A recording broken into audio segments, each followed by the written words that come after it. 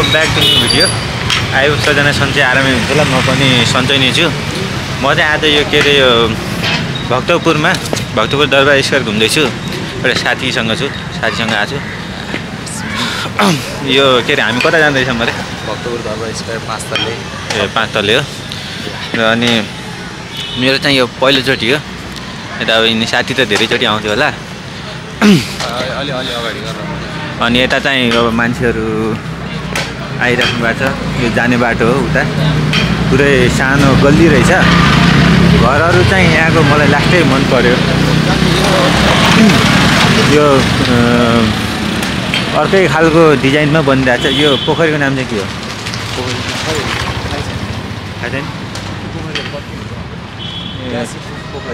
ब्यासी के अरे पोखरी रहेछ। अब ठिकै नि हो, राम्रो छ। यस्तो ठाउँमा हुनुपर्छ। धेरै हाँस्नु चाहिँ केही जरुरत छैन। अब यस्तो के हो भन्दाखेरि केही गर्छु भन्ने मान्छेलाई यहाँ खुट्टा तानिहाल्छन् कि। मैले भ्लग बनाइरहेको छु, अब हाँसिरहेछन्। यो मलाई जिस्काएको हो नि, ठिकै छ जिस्काऊ।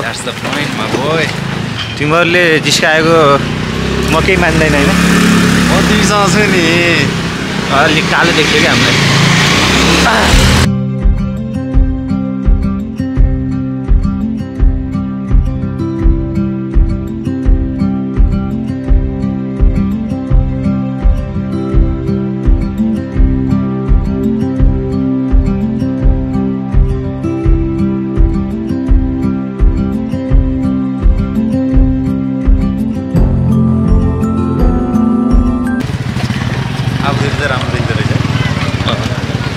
अलिअलि यता के अरे यो लाइट परेर हो कि यता आइरहेको छ नि त। अहिले चाहिँ हामी यो भक्तपुर दरबार स्क्वायरमा आइसकेका छौँ। एउटा विश्व सम्पदा सूचीमा परेको ठाउँ पनि हो। जस शान्त चाहिँ रहेछ, रमणीय पनि रहेछ। पुरै के अरे पौराणिक तत्त्वहरू भरिपूर्ण। 55 झ्याले दरबार चाहिँ उतै हामीले देख्न सक्छौँ। त्यो चाहिँ 55 झ्याले दरबार हो। यता सम्पत्ति क्षेत्रभित्र गाडीहरू चाहिँ निषेधित रहेछ। यता चाहिँ हाम्रो यो फोटाहरू खिच्न सक्नुहुन्छ।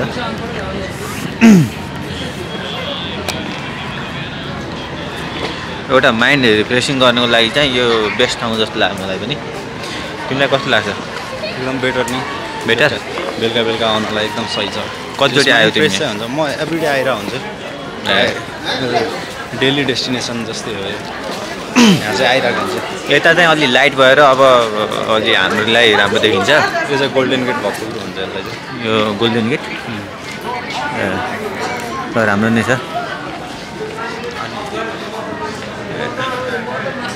माथि चाहिँ अब जस के भइरहेको छ, रमाइलो भइरहेको छ। यता पछाडि मन्दिरहरू छ। ब्लगिङमा हामी सबैजना रमाइरहेको छौँ। म पनि रमाइरहेको छु। यो ठाउँमा आउन पाउँदा म पनि एकदमै खुसी छु। यता माथि चाहिँ राष्ट्रिय कला सङ्ग्रहालय रहेछ। त्यहाँभित्र चाहिँ अहिले हामी जान पाउँदैनौँ होला। अहिले टाइम अफै भइसक्यो। त्यो टाइम अफ भइसक्यो, लिमिट छ त्यसको। यता चाहिँ शौचालय यति राम्रो छ कि जस हेरी ठाउँ जस्तो छ। ठाउँ नै पुरै बुट्टाहरू अब इट्टाले पुरै बनेको। अब भनौँ न हाम्रो पुस्ताहरूले बनाएको चिजहरू जस गौरवमय छ।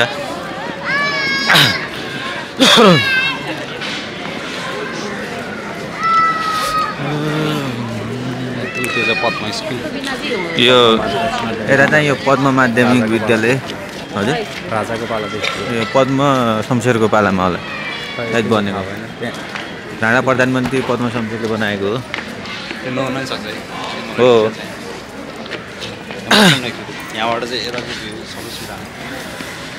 अब हामी यहाँ बसेर यता पछाडिको भिडियो सुट गर्छौँ।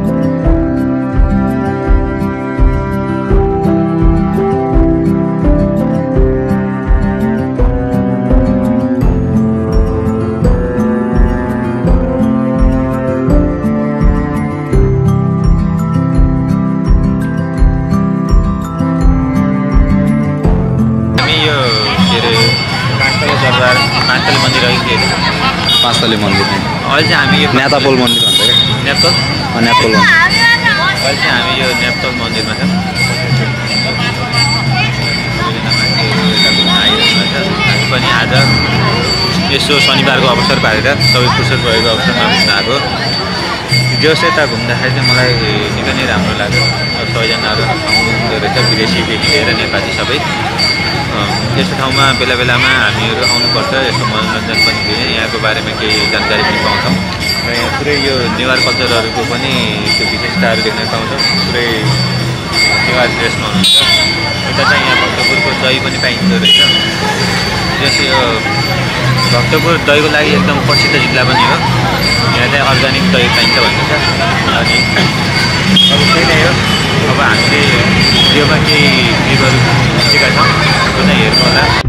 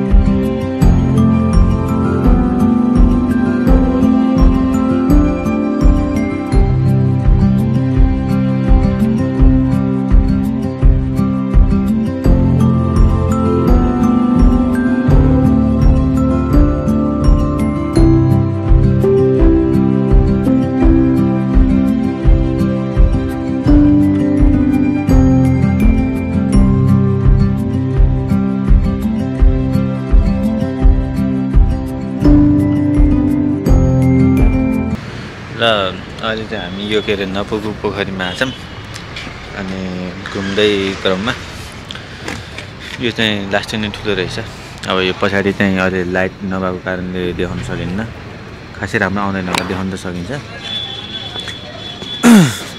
अहिले हामी यो भजन कीर्तन गरेर पनि यतातिर आछौँ तर यो यहाँ चाहिँ यो फोहोर फाल्नु एकदमै गलत हो यो यस्तो राम्रो बलेको ठाउँमा यो फोहोर फाल्ने भने एकदम गलत काम हो यस्तो चाहिँ नगरिदिनु होला पारी चाहिँ राम्रो एउटा यो पोखरीको भ्यू लिन सक्नुहुन्छ यस्तो जस आज चाहिँ मैले धेरै ठाउँहरू घुम्न पाएको छु यो चाहिँ मलाई लास्टै खुसी लागिरहेको छ